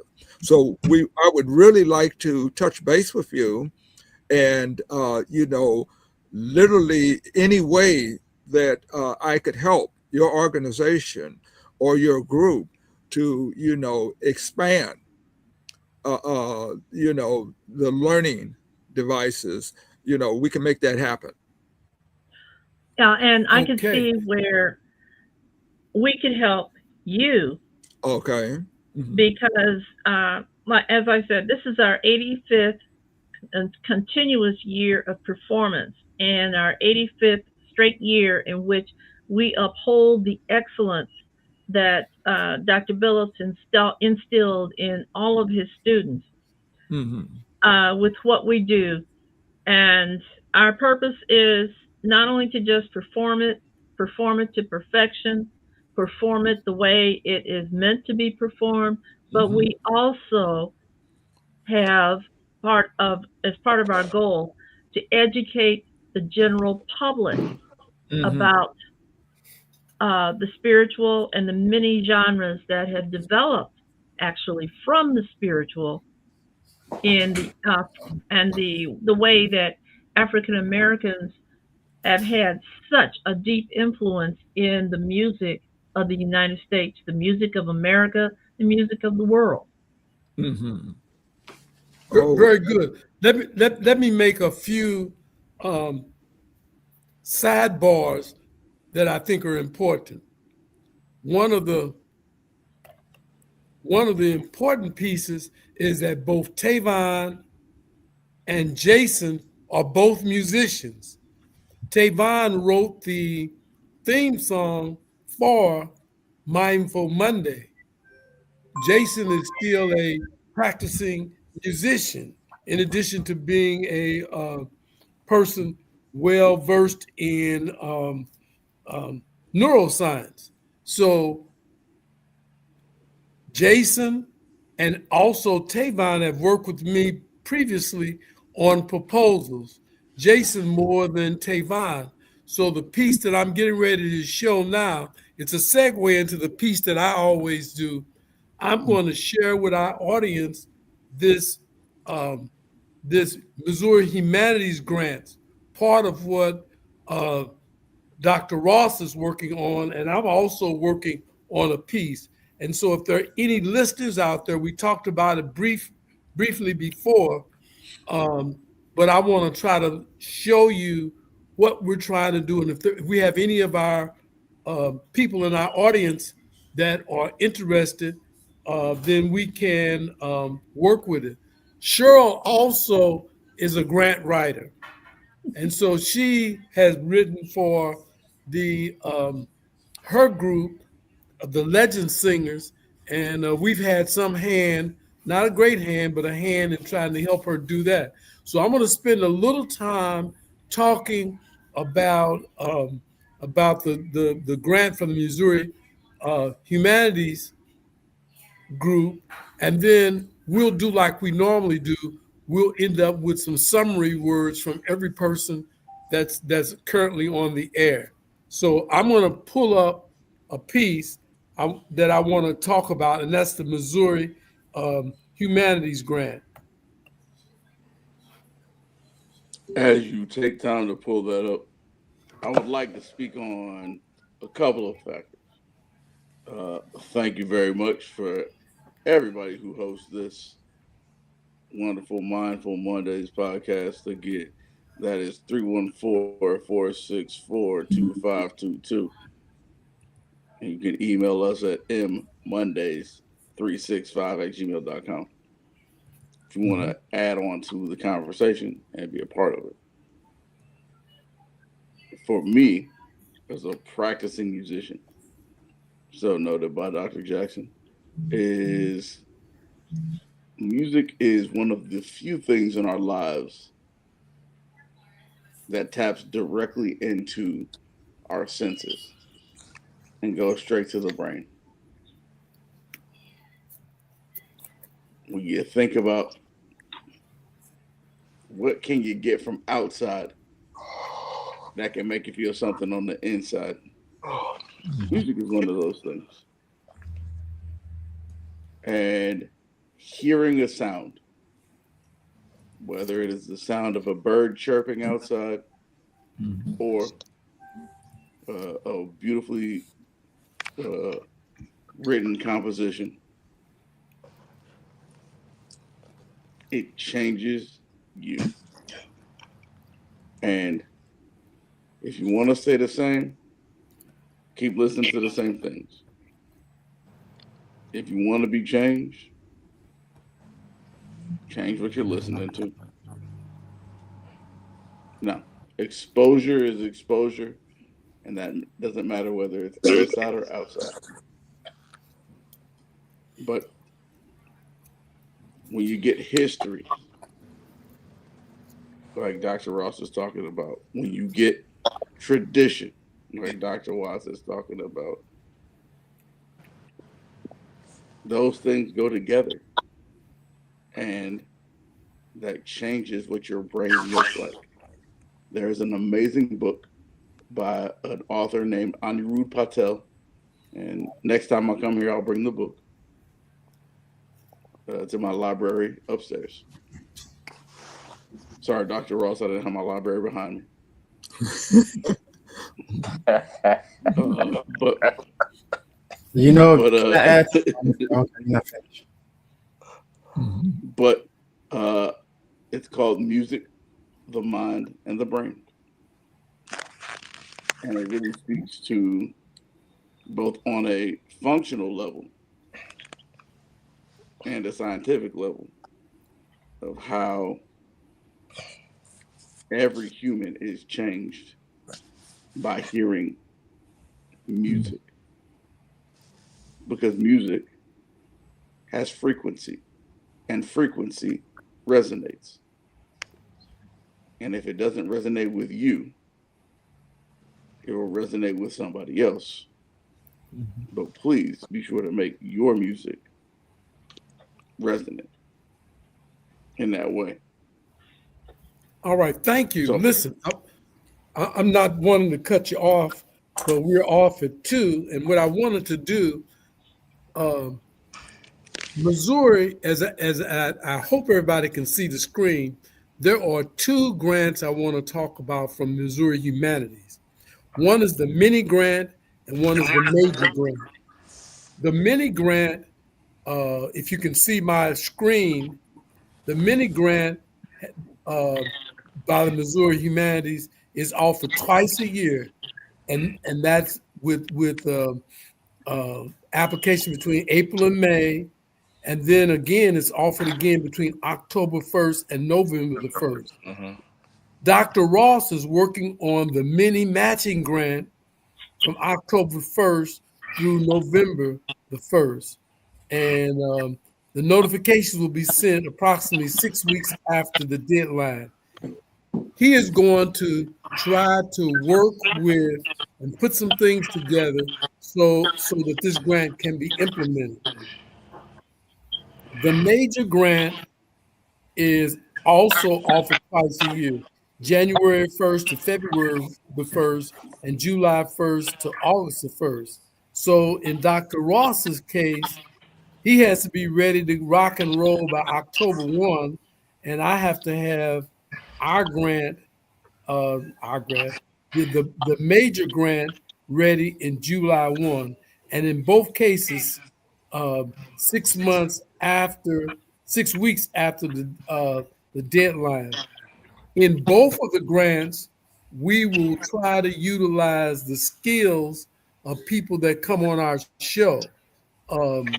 And I think that would let you know that we'll be utilizing the skills of Ms. Watts will also be utilizing the skills of Jason Torrey. Uh, Mr. Torres helped me on many grants, and so this is old hat for him, but I wanted to let him know what he was stepping into. Um, um, the major grants for $15,000, and they can support initiatives such as veterans programs, literacy festivals, film, and projects aligned with the signature series. And although alignment with the theme is not required, and all of the grants from Missouri, from the Missouri Humanities Department, for any of our listeners, all of them are going to be open a month prior to the cycle. Next week, I will share the one that I'm doing for the $15,000 one, and we'll go through that. Um, on that on that particular grant, um, Dr. Cross is involved because he is going to be one of the people uh, helping to put it together as well. So if you really think about it, almost everybody on the panel will be involved. If you are a listener and you want more information about either of these two grants, please feel free to write us or email us and we'll send you the information. Our goal is to make, as Tavon says, our city better. There's Tavon and Static also can participate with this Missouri Humanities Grant, both the 5,000 and the 15,001. So our goal is to make sure that we utilize the resources that we locate, Mr. Torrey, and help various groups. So we are now right at 151. And what I'd like to do is to do as we normally do. Let's close our show out today. Let's start with Cheryl Watts first. Ladies are always first. And I'm going to stop sharing so that you can listen to any comments that Cheryl may want to make relative to the show for today. Responding to Mr. Torrey,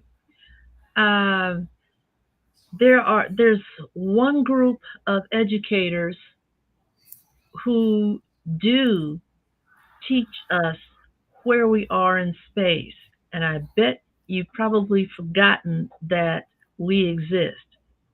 Those are your physical education teachers and your coaches, especially those who teach skills where you have to know through kinesthesia where your body is in space, what you are doing. As dancers, we must learn where we are moving across the floor without having to stare everywhere we go and stumble and fall. The technique is called spotting. How do you think ballerinas make those triple turns and come out perfectly and they're not dizzy and falling down?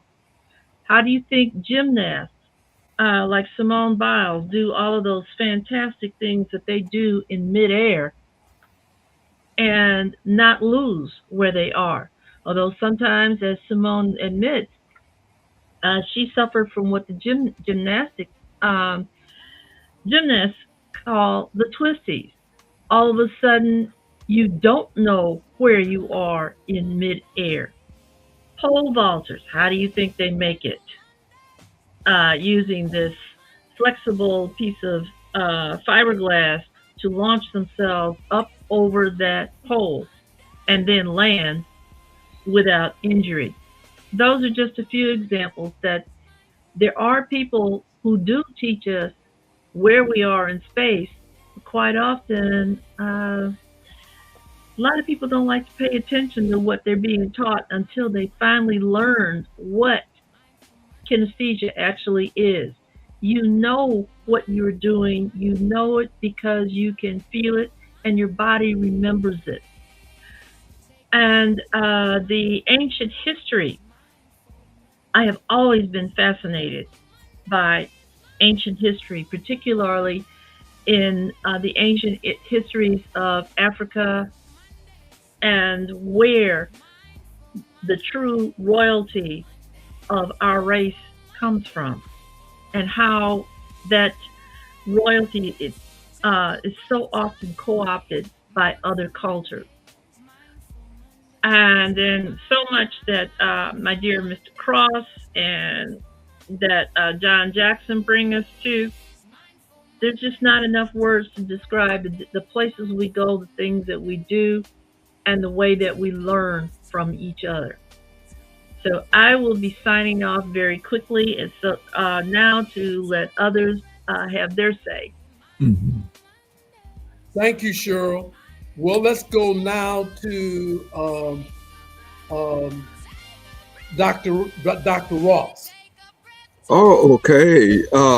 The thing I want to emphasize why ancient African history is so important is that we have presently in the African American community, we have a leadership dilemma. If you look at what is the cause of that, you will find that in our grade schools, in our high schools, and in our higher education schools, there is no curriculum to prepare our young people to be leaders and managers in their community. Reason we do not know beans about how to solve problems in the African American community is because there is no curriculum where we studied how to solve those problems. Literally, our curriculums are encouraging us to escape the ghetto and not to rebuild and redevelop the ghetto. Generally, that's the outside developers come in and do that. So literally, we can use ancient African history to create a new paradigm, a new cultural, philosophical, and historical paradigm of who we are, where we come from, and what we need to do to rebuild and redevelop our communities, which means we have to rebuild and redevelop the people of that community as well as the physical rebuilding and redevelopment of that community. So I just wanted to say that to underline why ancient African history is so important. Okay, thank you, Norman. We've got Cheryl, Norman, Dr. Cross. Can I get Cheryl's email, because I will send her information? We'll put it in the chat for you, and I'll send it to you as well. Oh, okay. Yes. I just wanted to pose a question to Cheryl. Is let's see, our at my church I go to Cobrian Presbyterian, and I think Dr. Bugs does he have something to do with the Legend Singers? He is our director. Okay, Maestro. right. I thought he was involved with it because he's also the music director at Cobrian Presbyterian, and of course, we moved to a new location. And the other question I had is Walter Fox with the Legend Singers still? Walter has not been active since he's working an evening job. I see. But he is always there when we perform. Always. Okay. Well, we grew up together. I was in the St. Louis Boy Choristers with him, ahead of him, but in the same choir, and we've been friends for over 50 years. We went to Lincoln together as well. Well, and of course, you and I were in the Beaumont Sumner district as physical educators. Exactly. 15 million years ago. Yes, along with Annie Chambers and Marie Graham and Diane Barnes and a lot of us. You know what's interesting about that? When we started as gym teachers, one of the administrators, assistant superintendent, said that each and every last one of you all in this room will end up being a principal, and about 90 some percent of us became principals. And I guess it's because we have to control large groups of students and get them to perform in the gym. And I guess that's part of it. But I was a principal. I was also interim superintendent of the district. And everybody in that room, for the most part, 90 some percent of them all ended up George Edwards and a lot of the people in that. So it's something about gym teachers that gives us some credibility, because everybody kind of put us on the bottom rung of the ladder, but we we perform as well. We perform and do very well with whatever we do. Okay, real quick. Yeah. I know you need to leave, Jason. Any closing remarks? Or you said enough? He said peace. I think you said you can't hear. Saying in front of the camera. Is that saying peace, Jason? There you go. Okay. All right. Tavon, you're the last one. I tell you what. Jason, you good? Yeah. But I just want to say it's an honor and a privilege. Every Monday, 12 to 2, you can find us here sharp. If you're going to click the link below, you can actually join the show, or you can give us a call at 314-464-2522, extension number 3, and you can tap in and we can hear you on the phone. I'm Tavon Brooks, Mindful Mondays here at Hitting Gym, founder of City Vision. Honored to be a part of Dr. Jackson, and see you all next week. All right. Hats off to all of